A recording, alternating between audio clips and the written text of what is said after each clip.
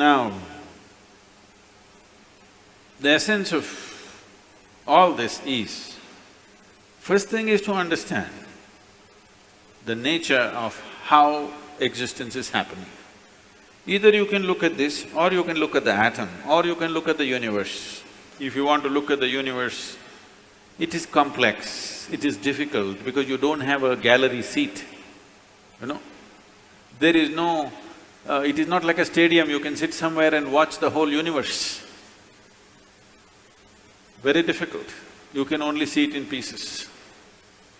If you want to watch an atom, nobody has seen an atom, do you know this? Do you know this? Even in a super electron microscope, you can't see an atom. We have observed its activity, but we have never seen an atom as such. But we have broken it. We are capable of breaking things that even we cannot see. That's our… we are very proud of this these days. We can break anything. We can make it or not is a questionable thing, but we can break anything we want. Even if we cannot see it, we can break it. Now, what you see and what you do not see itself is a very dicey thing in the sense, what is it that you can see? Right now, can you see my hand? Yes. You can see my hand only because my hand stops light. If my hand did not stop this light, if it allowed light to pass through, you wouldn't see this hand, yes? Or in other words, right now your visual apparatus can see only those things which stop light. Anything that allows light through, you cannot see it. You cannot see light itself, first of all. Can you see the light that is here? No. Only whatever stops light, you can see it. What does not stop light, you cannot see it. Very bad, isn't it? You must be able to see all those things which allow light to pass through, because they are important things. But right now your visual apparatus are trained to see or capable of seeing only that which stops light. So the whole process of seeing life the way it is means, first of all, evolving an eye, a thoughtless eye, an eye which is free of thought. When I say free of thought, it is free from the taint of memory. Right now, these two eyes are heavily loaded with memory. So you can see this. If you see a group of people like this, if you just casually look like this, among these hundreds of people, if there is one face that you're familiar with, you will see suddenly that face sticks out. Have you noticed this? Have you noticed this? You're going in a street, there are 100 people standing there. Your friend is among that.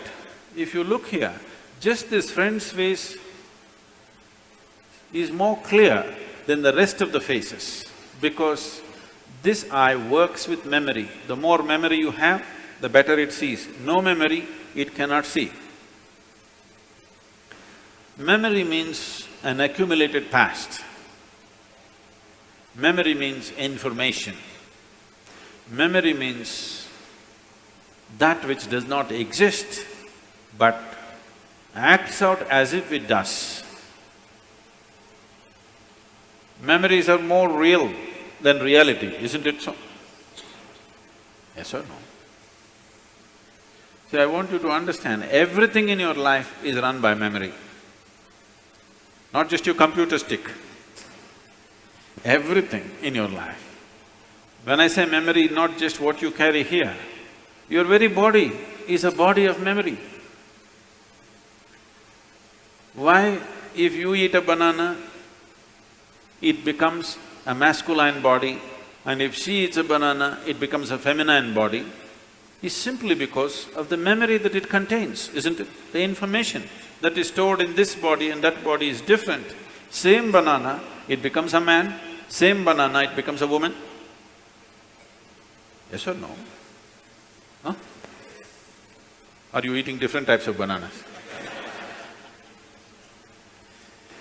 Same thing, same food if you eat, it is becoming one way.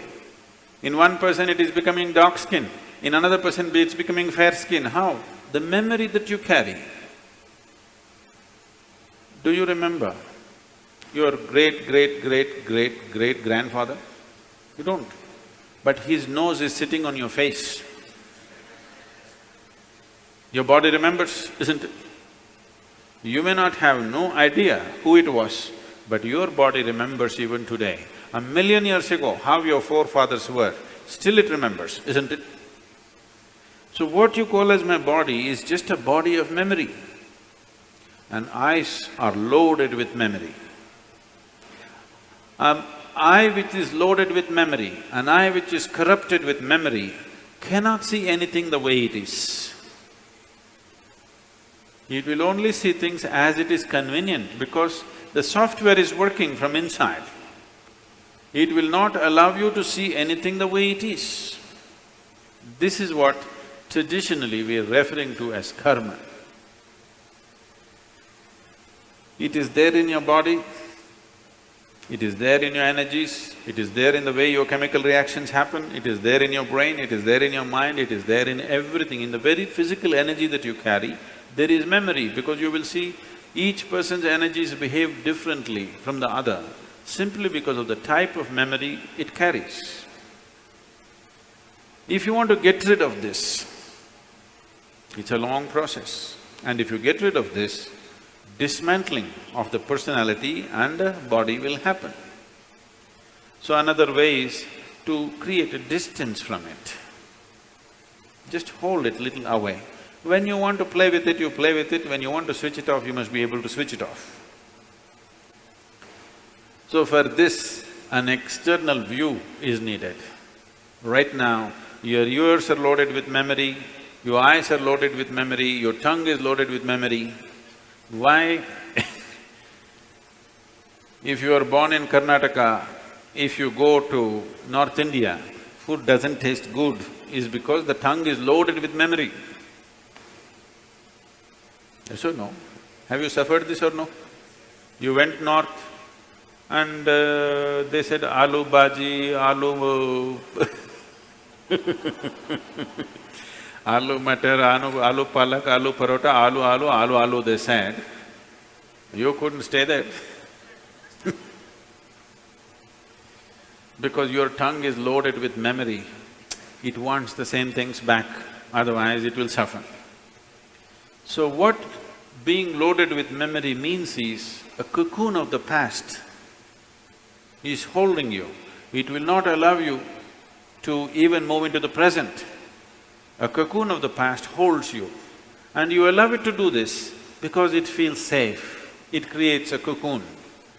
There is safety, but in safety, there is also imprisonment. You're really safe if we lock you up in a safe, isn't it? But the problem is you can't get out. That's the whole problem. Walls that you build as self-protection, they also become the walls of self-imprisonment. That is the nature of life. If you lock yourself from inside or outside, it's the same thing. As long as you do not open the door, whether somebody locked you from outside or you locked yourself from inside, there is no difference. Anyway, you're imprisoned, isn't it? At least somebody locked you from outside, you can at least complain and scream. You locked yourself from inside, you can only be depressed. You cannot even scream. At whom will you scream? So this process of what we are looking at is the memory imprints itself on all levels, right up to the elemental level. From the 5 elements which function here, from just after that, memory's work starts. So when we utter the word karma, it is not one simple formula, or it's not, people are saying theory of karma. We are not talking about any theory. We are referring to a certain reality. Karma means memory, action and memory. Past action exists only in the form of memory, isn't it so? Yes? Memory, not just what you carry here, every cell in the body carries its own memory. Why one atom behaves differently from another atom, though the same ingredients is, it has a memory. A hydrogen atom has one kind of memory, oxygen atom has another kind of memory. Unless you mix them up, they will continue to behave like that. It is in a small circle, you are in a little larger circle, the universe is in a much larger circle, but the same memory rules all of it. So when we said karma, we are not talking about some concept or philosophy, we are referring to a certain reality which is finding manifestation as who you are. The very shape of your body is because of memory. If a bird eats a mango, it becomes a bird. If a worm eats a mango, it becomes a worm. If you eat a mango, you become a human being.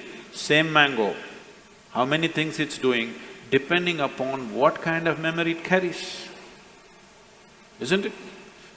What you call as a seed, if you plant the same seed, if you plant a seed in the same soil, here you plant a mango tree, here you plant an apple tree in the same soil, this will only produce apples, this will only produce mangoes. I know there is a newspaper picture where a jackfruit is become bananas, that's different. Yes? You saw this? Are you all from Bangalore or Devanahalli?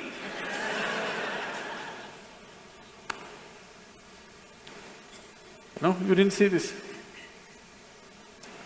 A bunch of bananas are coming out of a jackfruit for some reason. That's a freak. And that's happened because of some mix-up. We don't know who did the mix-up. But essentially, if you… in the same soil, if you plant an apple seed and a mango seed, this will only produce apples, this will only produce mangoes, because seed is a certain amount of memory, isn't it?